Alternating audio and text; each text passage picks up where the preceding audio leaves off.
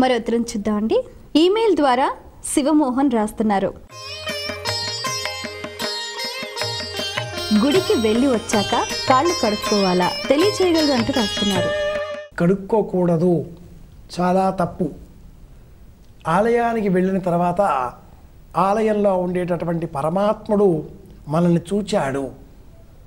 ఏదో దోషం చేస్తేనే కాళ్ళు కడుక్కోవాలి. దోషం చేశామా ఆలయానికి వెళ్ళి?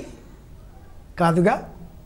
స్వచ్ఛత, శుభ్రత అనేటటువంటి సందర్భాలలో కాళ్ళు కడుక్కుంటాం. తప్పు చేస్తే కాళ్ళు కడుక్కుంటాం. వాష్రూమ్ అంటే శారీరక స్వల్ప దీర్ఘకాలిక అవసరాలకు వెళ్ళినప్పుడు మాత్రమే కాళ్ళు కడుక్కుంటాం. అంతేకాని ఆలయానికి వెళ్ళి వచ్చిన తర్వాత కాళ్ళు కడుక్కోవడం దోషం, తప్పు. అలాగే ఆలయంలో నుంచి ఇంటికి వచ్చిన తర్వాత కనీసం గడియ సేపు అంటే 24 నిమిషాల సేపు మౌనంగా ఉండాలి, మాట్లాడకూడదు. ఈ శరీరం పైన పరమాత్ముడి చూపు పడింది. దృశాద్రాగీయస్య దరదలిత నీరోత్పల రుచ దవీయాంసం దీనం స్నపది కృపయా మామపి శివే. అమ్మా, నీ చూపులు నీలోత్పలముల వంటివి, అతి దీర్ఘములైనటువంటివి. ఆ చూపులలో తడిసి నేను ఆనంద పారవశ్యంతో ఇంత ఆనందంగా ఉన్నాను తల్లి అంటూ ఏ దేవతా దర్శనం మనం చేసుకున్నామో ఆ దేవతా స్వరూపాన్ని మనసులో భజిస్తూ ఆలోచన చేస్తూ కాలం గడపాలి. 24 నిమిషాల సేపు మౌనంగా ఉండాలి. కాళ్ళు కడుక్కోకూడదు. ఇతరములైనటువంటి రాజకీయ వ్యవహారాలు, గృహకల్లోలాలు, దెబ్బలాటలు, పోట్లాటలు ఇవన్నీ చేస్తే గుడికి వెళ్ళిన ప్రయోజనం ఏమాత్రమూ ఉండదు. శరీరాలు తీసుకువెళ్ళాం, తీసుకువచ్చాం, అంతే అవుతుంది.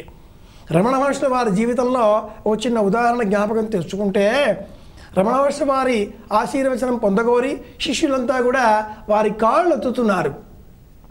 ఆయనకి చికాకు వేసింది. ఏమిటి అన్నాడు. గురువు అనుగ్రహం కావాలి కదా అన్నారంతా కూడా. కాసేపు ఆగండి, నేను కూడా గురువు అనుగ్రహం పొందాలి కదా అంటూ ఆయన కాళ్ళు ఆయన్నే ఒత్తుకోవడం మొదలెట్టాడు. ఎందుకని అంటే ఆత్మ గురువు కదా, శరీరం ఏముంది ఇలాగునా అన్నాడు. ఇంతటి ఆలోచన మనం దేవాలయ దర్శనంలో కూడా చేయగలగాలి. దేవాలయం అంటే కనిపించే గోపురమో మరేదో కాదు, శరీరం కూడా ఆలయమే. దేహమే దేవాలయం, జీవుడే సనాతన దైవం. దేహో దేవాలయ ప్రోక్తో జీవో దేవ సనాతన. త్యజేత్ అజ్ఞాన నిర్మాల్యం సోహం భావేన పూజయేత్. ఇంత ఆలోచన చేసేందుకే సంప్రదాయం కాళ్ళు కడుక్కోవద్దు అన్నది. 24 నిమిషాల సేపు మౌనంగా ఉండాలి, గడియ సేపు అంటూ ఒక నియమం చేసింది.